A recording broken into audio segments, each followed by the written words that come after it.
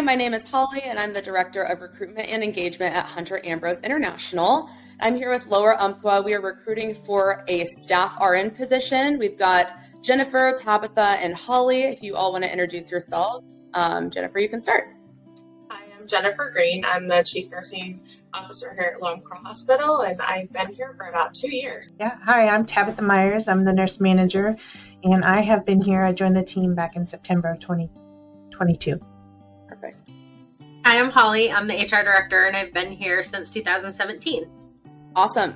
Holly, start off by telling us about the hospital and the organization as a whole. So Lower Umpqua Hospital is a licensed for 20 beds, independently owned hospital in Reedsport. We're about 5 minutes from the ocean. We're small and mighty. We have a very busy ER, hospital-owned EMS. We have a lot of variety of things that we offer in our district. And the community is about 4,000 people that live here, but we serve about 8,000 people in our district. We have about 215 employees that pull from 25 miles to the south and 25 miles to the north. So people drive a little bit to get to us, or some live right here in our community. And Jennifer, you're the CNO. Why don't you tell me a little bit about the nursing department? Yeah, so we have an ED department that has 3 beds and a triage room. We also have an OR that has 2 OR suites. We have an acute care that, as Holly said, has 20 licensed beds.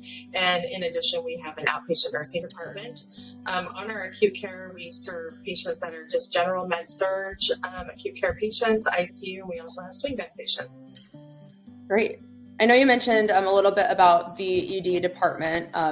We talked about this a little bit with the director of rehab position, but since it is a very active community with outdoor activities and sports, I imagine you stay pretty busy in that ER. We do stay pretty busy, and we've been getting busier. So we average, I would say, between 10 and 15 patients a day in our ED. Of course, it gets really busy in the summer because we have the dunes. So we have a variety of different patients that present to our ED department, from, dune accidents, just general ED presentations. And then we also, because we live by the ocean, there's oftentimes boating accidents. So just a wide variety of patients that present, even though we're a critical access hospital. Yeah, definitely easy to stay busy, it sounds like. And Tabitha, you had mentioned that everyone's collaborative and all hands on deck. So do you want to talk about that and how, what this staff RN's day to day? So a day in the life. So a day shift nurse, they would have anywhere from 3 to 4 patients and 4 to 5 patients on nights. And what's great with this critical access is that there's teamwork that flows across the ED from our acute care side. So depending on patient volumes and as time allows, the ED will step over and help acute care. If they're not seeing any patients, they'll come over and help with procedures and stuff on the unit, and then vice versa. So it helps build that team across the lines, and they're just not siloed in their own departments.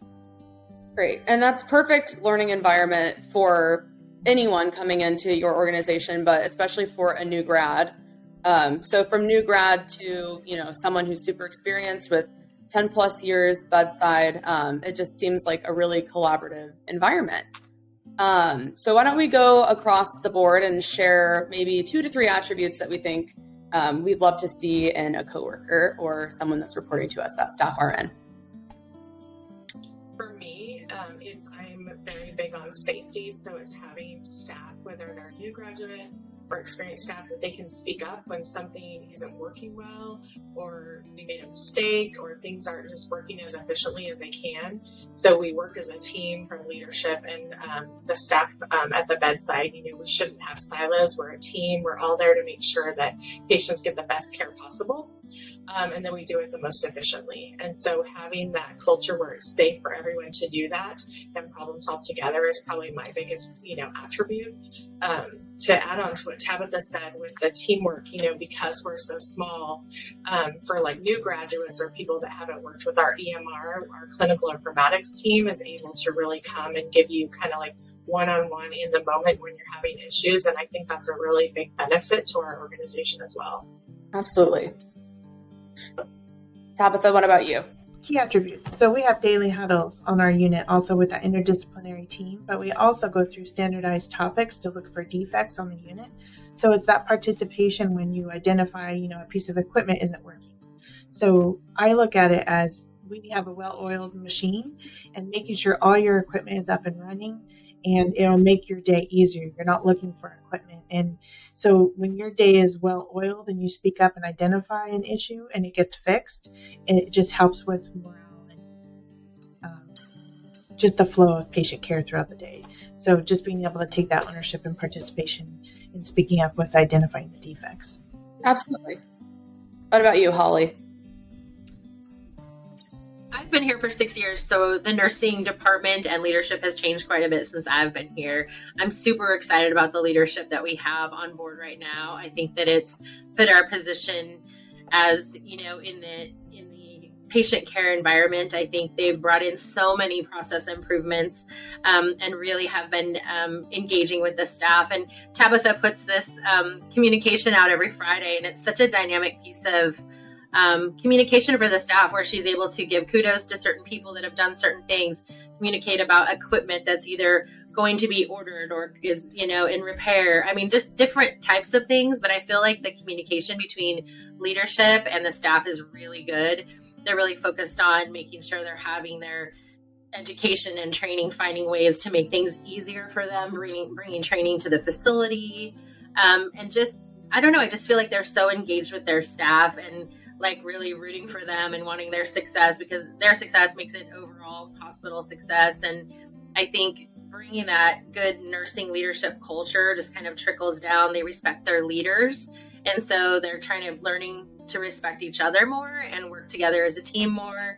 And they did bring that speak up culture here, which is something that we had not had before. And so I think people are starting to feel more comfortable about speaking up, either about something that they did or they saw someone else do, or a situation that made them uncomfortable, and know that they're not going to get punished for it.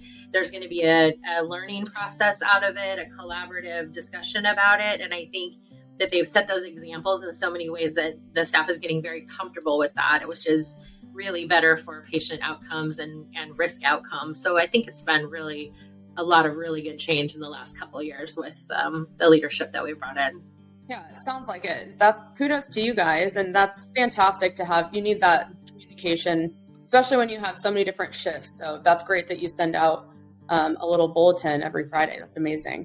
It's really good. And I know Jennifer trained her on that before in another facility, but it's really impressive. I wish all of our managers would do that. And maybe someday she'll teach a class to everyone on how to do that. But just seeing that on Friday and how she's able to just give that, feedback to everybody, and they all are in the loop, or it's really, really a wonderful. And is there anything else that you're looking forward to in this year? Any changes or anything exciting in the works? I think this year our big focus is just standardization and making sure that we have, clear expectations, clear processes, that we do it, that reliability where we do things the same way 24/7. So if something doesn't go correctly or doesn't seem like it's working, we have a process that we know, here's where it went wrong in the process and here's what we need to change. So that standardization just makes things more reliable. People know what they're supposed to do instead of kind of floundering, like not really sure how we're supposed to do this. So it's just setting those expectations that they can be part of. Great. Yeah. And that helps keep you survey ready too. So that's fantastic. Awesome. Well, again, it's been a pleasure speaking with you. This is a super tight-knit team, it sounds like, with great communication. So if you're a staff RN looking for a new opportunity and you're interested, you can email me at recruiter@hunterambrose.com. Thanks, ladies. Thank you. Thank you.